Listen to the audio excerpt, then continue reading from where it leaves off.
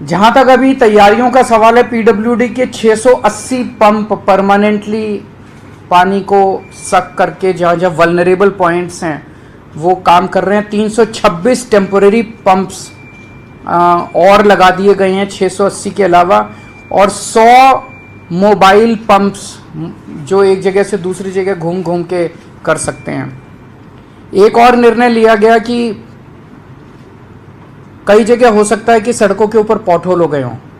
अभी बारिश हो रही है, अभी उन पॉट होल्स को रिपेयर नहीं कर सकते क्योंकि वो फिर टूट जाएगा, लेकिन उन्हें पत्थर तो भर सकते हैं ताकि वहाँ पे कोई एक्सीडेंट ना हो। अगर पॉट होल हो गया और उसके अंदर पानी भरा पड़ा है तो हो सकता है मोटरसाइकिल या उसको दिखेगा ही नहीं और वो वहाँ पे एक्सीडेंट हो जाएगा। सो टेम्परेरी बेसिस पे ये ऑर्डर दिया गया है कि दिल्ली की एमसीडी की या पीडब्ल्यूडी की जो भी सड़कें हैं, कोशिश करके सारे पॉट होल्स के अंदर पत्थर भर के उसको एक बारी वो कर दिया जाए ताकि कोई एक्सीडेंट ना हो। बेलमाउथ जितने हैं, जितने इनके ड्रेन्स के, वो इसकी वजह से कई जगह जो है वो वहाँ पे पन्नी आके वो बंद कर देती है उसको, कहीं कूड़ा कर देता है। वहाँ पे ड्यूटी स्पेशली लगाई गई है कर्मचारियों की कि वो लगातार उसको साफ करते रहें ताकि बेलमाउथ अगर नालों के खुले रहेंगे तो उसमें पानी की आवाजाही जारी रहेगी। जितनी कंस्ट्रक्शन साइट्स थी, कई जगह कंस्ट्रक्शन साइट्स के ऊपर टेम्पररी बेसिस पे नाली को बंद कर देते हैं, नालों को बंद कर देते हैं, वो सारे अभी खोलने के आदेश जारी किए जा रहे हैं कि उनको सबको बारिश के अंदर खोल दिया जाए। अभी फिलहाल कंस्ट्रक्शन का काम रोक दिया जाए। कई जगह आप देखते हो कि बारिश आई, साइड में पानी भर गया और ट्रैफिक जैम लग गया, और ट्रैफिक जैम लगने से आदमी देखता है थोड़ी देर इकट्ठा होता है, फिर वहीं से यूटर्न ले लेता है। 4 गाड़ियों ने यूटर्न लिया और फिर उसके बाद वहाँ पे जैम लग जाता है बुरी तरह से। तो जितने ट्रैफिक पॉइंट्स, वल्नरेबल पॉइंट्स हैं, वहाँ ट्रैफिक पुलिस के साथ मिलके ये इंश्योर किया जाएगा कि ट्रैफिक पुलिस वहाँ एक्स्ट्रा फोर्स डिप्लॉय करे ताकि किसी को भी यूटर्न लेने की इजाज़त नहीं हो, ताकि ट्रैफिक वो किया जा सके, ट्रैफिक जैम को रोका जा सके। ये देखा गया कि इस बार, ये किसी को दोष देने की बात नहीं है, लेकिन पहली बार ऐसा हुआ है कि इतनी बारिश की वजह से एनडीएमसी जो कि वीवीआईपी एरिया माना जाता है, वहाँ बहुत ज़बरदस्त वाटर लॉगिंग हुई है कई इलाकों के अंदर। तो एनडीएमसी को कहा गया है कि इसको स्टडी करके और स्पेशल प्लान बनाया जाए ताकि इस किस्म की दोबारा शिकायतें ना मिलें। और पूरी दिल्ली में 3 ऐसी लोकेशंस थी जहाँ पे रोड एकदम से केविन हो गई, वो बिल्कुल धंस गई रोड एकदम से, और बहुत बड़ा एक गड्ढा, क्रेटर टाइप बन गया।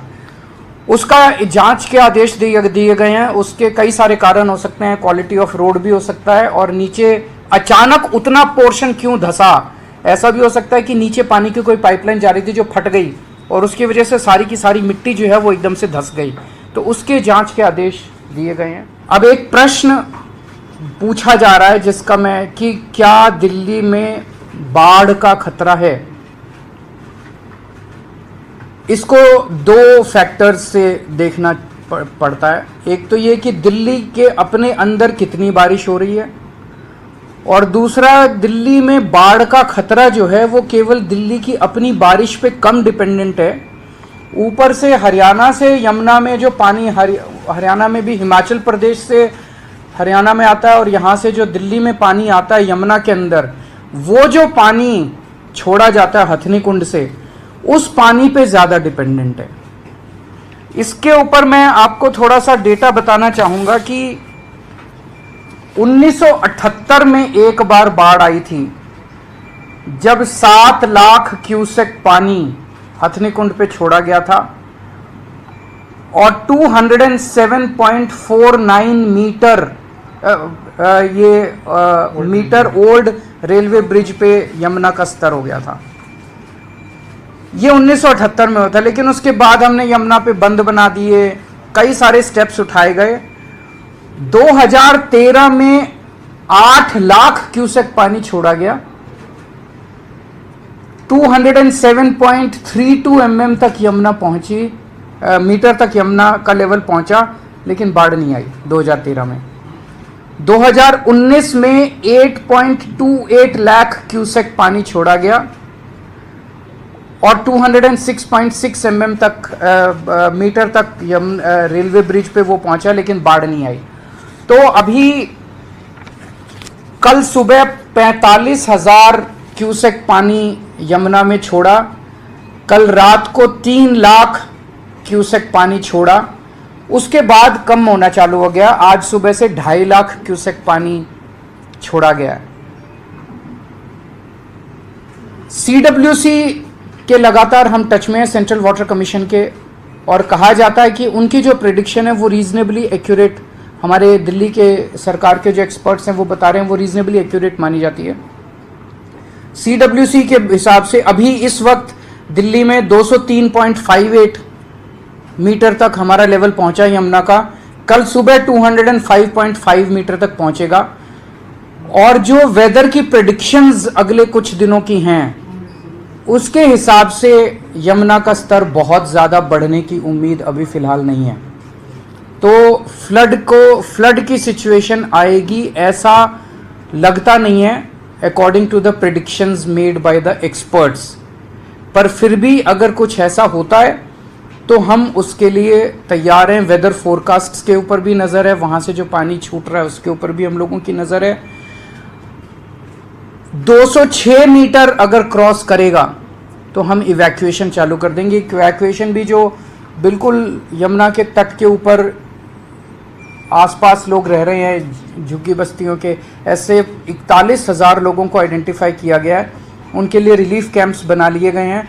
अगर ज़रूरत पड़ेगी तो उनको वहाँ पे शिफ्ट करके उनको रिहैबिलिटेशन कैंप्स में हम लोग ले जाएंगे। पानी छोड़ा जा रहा है, सभी 9 गेट खोल दिए गए। आपने जो डेटा गिनाए वो सुबह तक के थे, अभी 12 बजे भी 10 बजे भी 2 लाख क्यूसेक से ज़्यादा पानी छोड़ा जा रहा है। वही मैंने आपको बताया कि कल उन्होंने रात को 3 लाख छोड़ा था, अब वो कम हो गया है।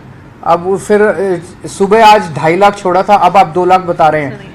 2 लाख से कम ही अभी अभी का डेटा आया, अभी 1,90,000 छोड़ा है। तो पानी कम होता जा रहा है। मैंने आपको 2019 का डेटा बताया। 2019 में 8.25 लाख क्यूसेक पानी छोड़ा था लेकिन बाढ़ नहीं आई। तो अभी चिंता करने की जरूरत नहीं है। सब मैंने आपको इतने सारे गिनाए। बाढ़ की स्थिति पे नजर है एक्सपर्ट्स का भी और सीडब्ल्यूसी और जो सब तरफ से डेटा आया। आने वाले दिनों में अब इतनी ज़बरदस्त बारिश, वेदर फोरकास्ट जो वो ऐसा नहीं है, बारिश होगी लेकिन इस लेवल की नहीं है। और उसकी वजह से जो पानी भी वहाँ से छोड़ा जाएगा वो भी शायद इस लेवल का पानी नहीं होगा। तो अभी फ़िलहाल जो एक्सपर्ट्स का मानना है कि खतरा अभी नज़र नहीं आता है, लेकिन हम तैयार हैं। अगर कुछ होता भी है तो हम तैयार हैं। 41,000 लोगों को रिलीफ कैंप्स बना दिए गए हैं। और 6 डिस्ट्रिक्ट्स हैं जो अफेक्ट होंगे। तो उन 6 डिस्ट्रिक्ट्स के अंदर हर डिस्ट्रिक्ट में आइडेंटिफाई कर लिए गए हैं लोग।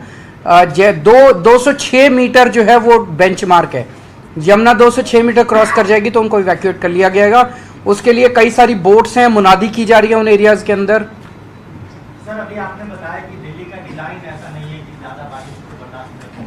कल भी हमने देखा बहुत सारे वीआईपीज़ के घर में पानी बहुत ज्यादा। मैंने बताया था ना, जैसे एनडीएमसी एरिया प्लानिंग में कमी है या पॉलिटिक्स है, ये क्या है?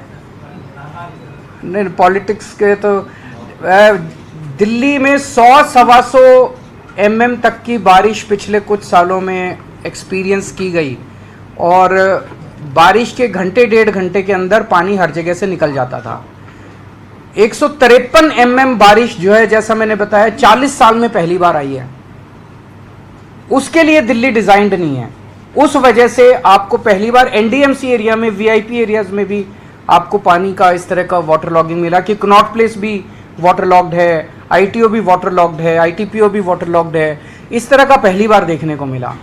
सो ये एक इमरजेंसी और अनप्रेसिडेंटेड सिचुएशन है। सर क्या मीटिंग लेके आ रहे हैं तमाम अधिकारी, एमसीडी के हो, एनडीएमसी के हो? सारे डिपार्टमेंट्स थे अभी। एनडीएमसी था, एमसीडी था, एजुकेशन था, पीडब्ल्यूडी था, फ्लड एंड इरिगेशन था, जल बोर्ड था, सभी डिपार्टमेंट्स थे। छुट्टी दी गई थी, पंजाब ने 13 जुलाई तक छुट्टी। क्या दिल्ली में भी इस तरह का प्रोग्राम छुट्टी अनाउंस कर सकते हैं? क्योंकि अभी भी प्रेडिक्शन आया है इन इलाकों के लिए 115 से 204 mm बारिश तक का, हरियाणा, चंडीगढ़, राजस्थान और इन इलाकों में। नॉर्थ दिल्ली का क्या है? नॉर्थ हरियाणा, मतलब दिल्ली में भी बारिश। हम इस पे नज़र रखे हुए हैं। अगर ज़रूरत पड़ेगी, जैसे कल शाम को हम लोगों ने ये अगर ज़रूरत पड़ेगी, जब ज़रूरत पड़ेगी, ऐसा भी हो सकता है कि कुछ इलाके ज़्यादा वल्नरेबल हो या कुछ स्कूल ज़्यादा वल्नरेबल हो, पता चले इन स्कूलों के अंदर पानी ज़्यादा भर गया है, ज़रूरत पड़ेगी पूरी दिल्ली का, ज़रूरत पड़ेगी कुछ स्कूलों का, ज़रूरत पड़ेगी कुछ इलाकों का, वो निर्णय स्थिति के ऊपर डिपेंड करेगा।